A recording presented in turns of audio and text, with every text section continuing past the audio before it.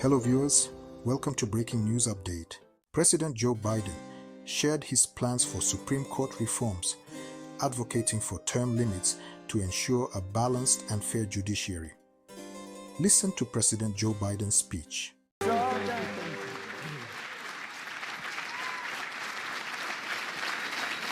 Thank you. Thank you.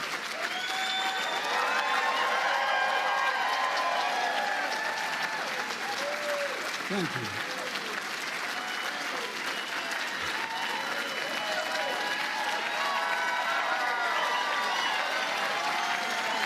Thank you, thank you, really.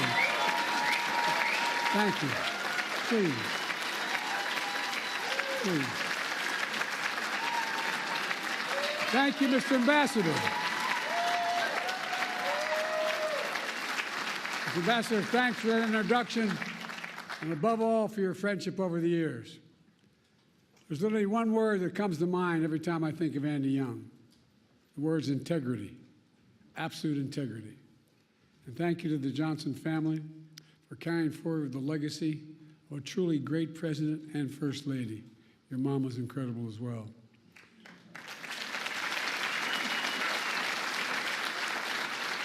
The same goes to Mark Upgrove, president of the LBJ Foundation. It's great to be back here. I thank you all and distinguished guests gathered here today. Look, I was in college at the University of Delaware in our early beginning years when I heard the news of that President Kennedy had been assassinated. I remember exactly like anybody in my generation remembers exactly where they were sitting, standing, or walking. I was on the steps of one of the university halls called Hullion Hall at the university, listening on a transistor radio with 3 other people. Seemed unbelievable. And then, later watching President Johnson help the nation find a way forward. In his first address after the tragedy, President Johnson said, and I quote, "Nothing could more eloquently honor President Kennedy's memory than the earliest passage of the Civil Rights Bill." That's what he said.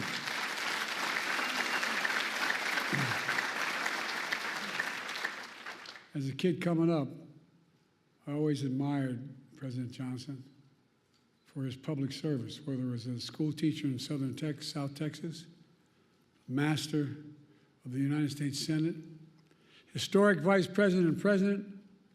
His philosophy was simple. In a great society, no one should be left behind. He'd say, it's time for us to come to see that every American gets a decent break and a fair chance to make good. And as Andy Young said, President Johnson met repeatedly with the civil rights leaders and built a coalition to bring that vision to life. And he did. He brought it to life. Over 50 years, the LBJ Foundation has convened this symposium to reflect one of the crowning achievements, the Civil Rights Act of 1964, a defining moment that has since opened doors of opportunities for all Americans, regardless of race, sexual orientation, gender identity, religion, national origin. Together with the Voting Rights Act and the Fair Housing Act, these 3 landmark laws he signed are remarkable in their scale and their scope. Taken together, these 3 acts have made this nation fundamentally more fair, fundamentally more just, and most importantly, fundamentally more consistent with our founding principles. For real. And we're a better nation because of them. We must be clear. Their work, our work, is not done. It's not done. We do not celebrate these laws as part of our past, but as critical components of our future. President Johnson understood what President Lincoln understood in his own time, that the courts would determine the scale and scope of our laws. Over 100 years after the Emancipation Proclamation, President Johnson vowed, in his words, to do this job that Lincoln started, by challenging the court to to live up to its constitutional responsibility. He did that by nominating Thurgood Marshall as the first black justice of the Supreme Court.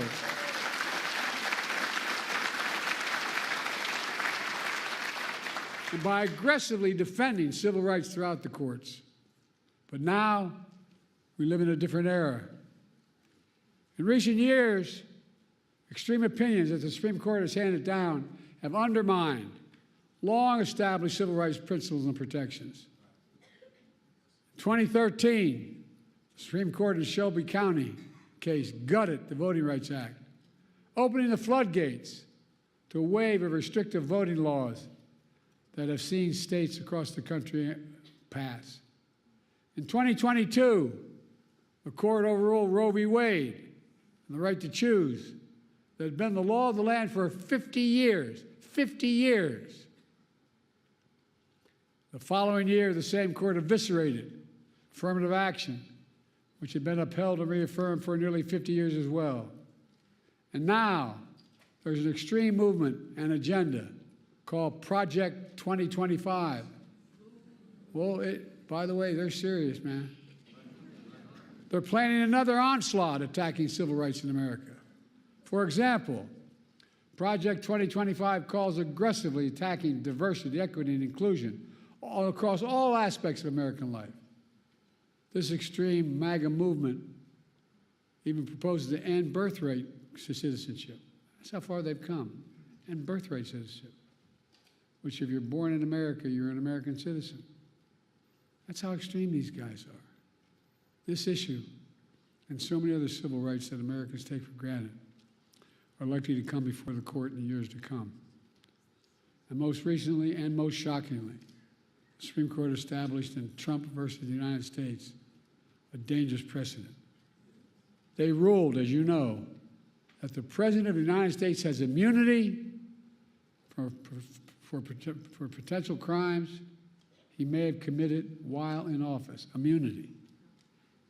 This nation was founded on the principle there are no kings in America. Each of us is equal before the law. No one is above the law. And for all practical purposes, the court's decision almost certainly means that the president can violate their oath, flout our laws, and face no consequences. Here's what Justice Sotomayor, Supreme Court Justice, wrote in her dissent, and I quote, "Under the majority's reasoning, the president now will be insulated from criminal prosecution. Orders a Navy SEAL Team 6 to assassinate a political rival. Immune. Organizes a military coup to hold on to power. Immune. Takes a bribe in exchange for a pardon. Immune. In every use of official power, the president is now a king above the law." Just what Justice Sotomayor wrote in her dissent. Folks, just imagine what a president could do in trampling civil rights and liberties given such immunity. The court's being used to weaponize an extreme and unchecked agenda. This decision is a total affront to the basic expectations we have for those who wield the power in this nation, that they are expected to be wholly accountable under the law. The president is no longer constrained by the law, and only limits on abuse of power will be self-imposed by the president alone. That's a fundamentally flawed view and a fundamentally flawed principle, a dangerous principle. On top of its extreme decisions, the court is mired in a crisis of ethics. These scandals involving the justices have caused public opinion to question the court's fairness and independence that are essential to faithfully carrying out its mission of equal justice under the law. For example, there are documented reports of a decades-long effort to reshape the judiciary, including the Supreme Court backed by shadow special interests that also support Project 2025. Undisclosed gift to justice is worth hundreds of thousands of dollars from wealthy benefactors who have interest before the very court they're contributing to. Conflicts of interest from those connected to January 6th insurrectionists, and a blatant attack on nominating and confirming justices of the court itself. Do you all remember when Justice Scalia died in February of 2016. And the Republicans blocked the president's nomination, President Obama's nomination, to fill that vacancy for nearly a year by making up an entirely new standard that there be no confirmations of the court during an election year. But then, when Justice Ginsburg died in 2020, Republicans rushed through the President Trump's nominee at the very same time votes were being cast in an election that Trump would lose. It's outrageous.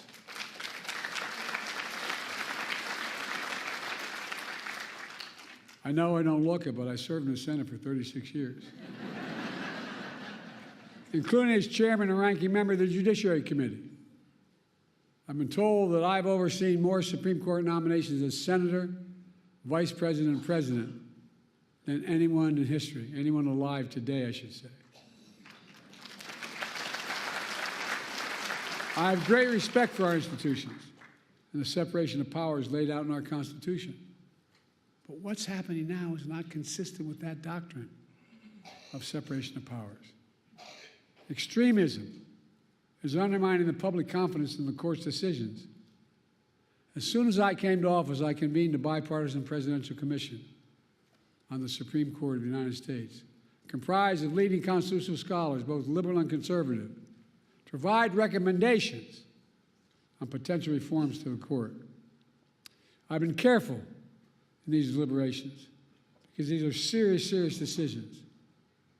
In the face of increasing threats to American democratic institutions, I used the Commission's analysis, and today I'm calling for 3 bold reforms to restore trust and accountability to the court and our democracy. As the press shouted to me as I got off Air Force One, the Republican Speaker of the House said, "Whatever he proposes is dead on arrival." Well, I think his thinking is dead on arrival.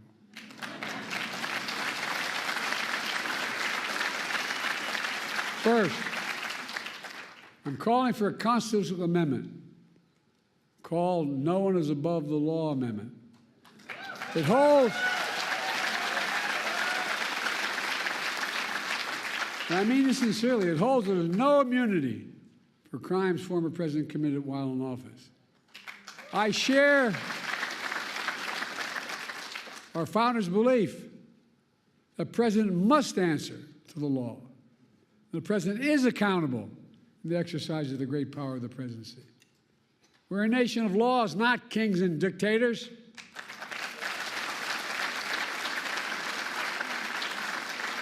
The decision can be boiled down to the title of one case: Trump versus the United States. The court asserted it was making a ruling for the ages.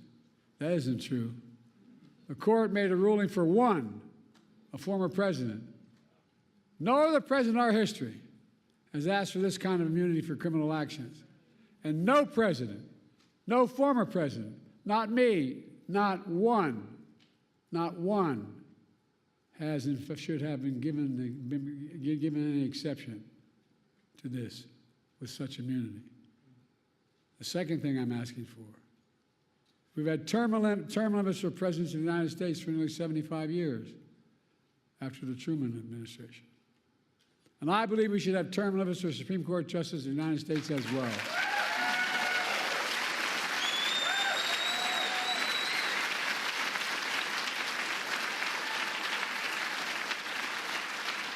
In fact, the United States is the only major constitutional democracy that gives lifetime seats in their high court.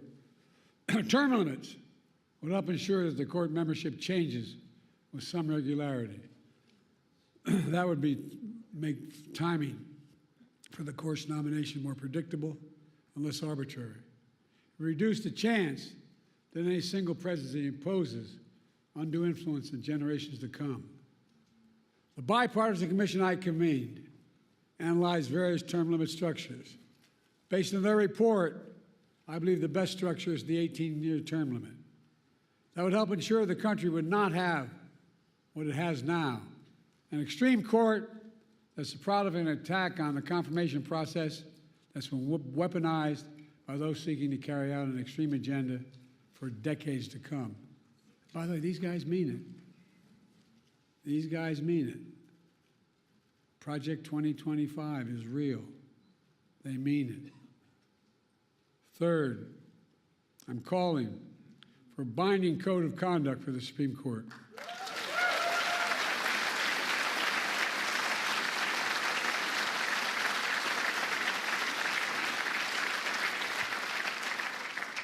Supreme Court's current ethics code is weak and, even more frightening, voluntary. Any code of Congress must be enforceable. Under the reform I propose, justice would be required to disclose gifts, refrain from public political activity, recuse themselves in cases in which they or their spouses have a financial or other conflict of interest.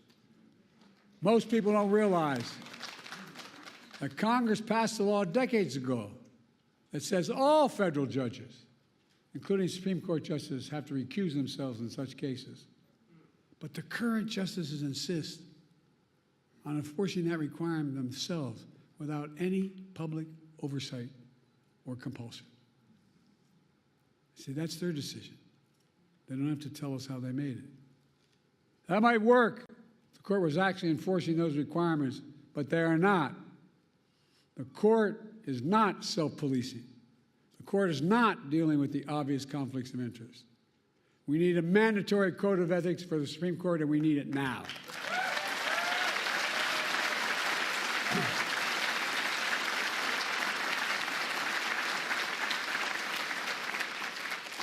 My fellow Americans, based on all my experience, I'm certain we need these reforms.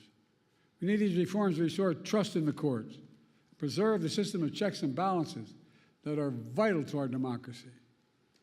There are also common sense reforms that a vast majority of the American people support, as well as leading constitutional law scholars, progressives, and conservatives. I look forward to working with the Congress to implement these necessary reforms. A number of members of Congress are here today. Let me close with this. President Johnson signed the Civil Rights Act of 1964 just 2 days before the 4th of July. He said in that bill signing, and I quote, "This is a proud triumph, yet those who founded our country knew the freedom would be secure only if each generation fought to renew and enlarge its meaning," end of quote. That's what I've tried to do throughout my career, inspired by the cause of civil rights.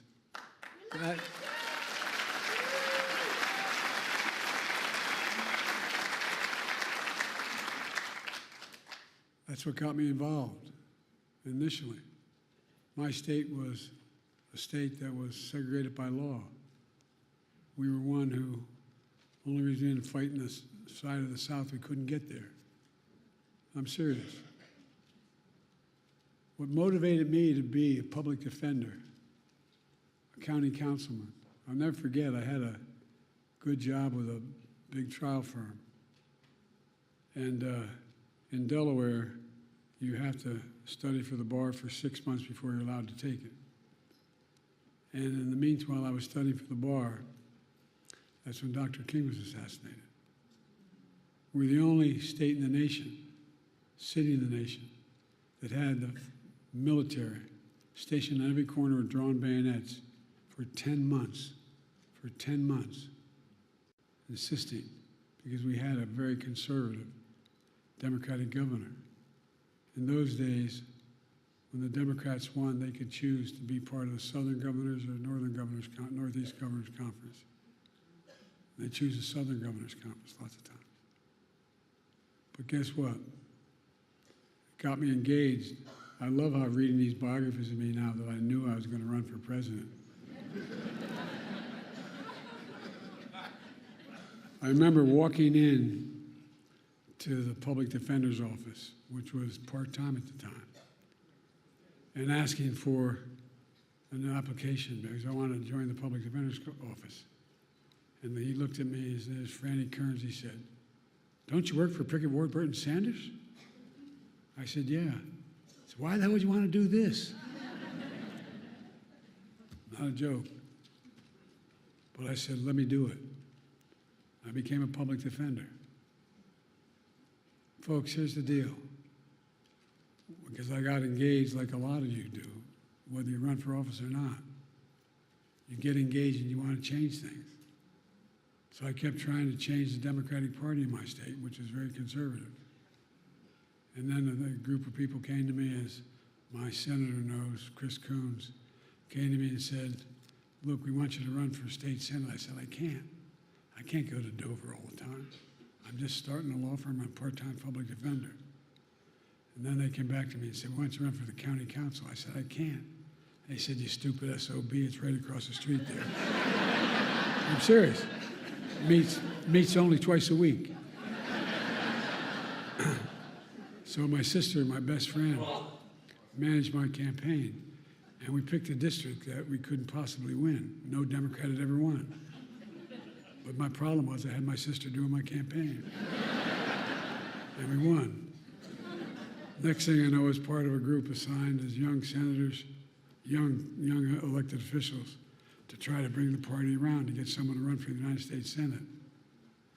And I was put on a commission. When you're the young lawyer, you get to turn the lights on and off after every meeting. And so I remember going down to the Democratic convention, off year, in Dover, Delaware. And after the afternoon session, went back and I was in my room. Just a nice motel you just drive up to, get out, walk in your door there. And you know, an 8x10 bathroom, a shower, and a stall. And I had my towel around me and a shaving cream on my face, and they were bam, bam, bam at my door. And I thought it was the guys that came down with. The guy was had a talk show named Bob Cunningham, was a big civil rights guy, and two others. So I thought it was them. I walked to open the door. There was a former governor, former Supreme Court justice, swear to God, the state chairman, and the former congressman. And they said, we just had dinner. Well, I said, I'm sorry, gentlemen. I walked in, I ran to the bathroom, shake the shave grip, thinking I could put something on. There wasn't anything here. I walked back out with a towel. I'm standing against a nail, a desk nail to the wall, and they're on the beds that are nailed to the headboards are nailed to the wall. Four of them sitting across. I said, Joe, we were thinking you should run for the United States Senate. I said, gentlemen, you serious? And they went on and made their case. I hope all of you had a professor as enlightened as mine. I had one professor named Dr. Ingersoll, my political philosophy professor, at the University of Delaware, which is between Dover and where I was going home. So I called him, I could stop by and see him. And I said, what do you think I should do? He said, Joe, remember what Plato said. I'm thinking, what the hell did Plato say? Seriously. So Plato said, the penalty good people pay for not being involved in politics is being governed by people worse than themselves. Went home and spoke to my deceased wife. She said, look, Joe, you're working 40 hours a week trying to set up a law firm, and you're working 40 hours a week as a public defender. Get in or get out. Next thing you know, I was running. We won by Nixon won my state by 60% of the vote. We won by a staggering 3,800 votes. My point is,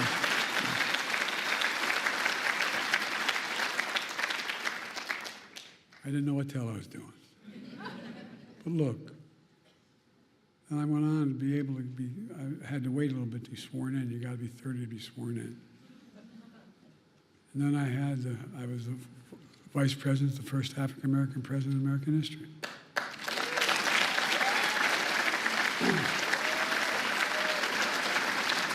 Now I'm president to our first woman vice president.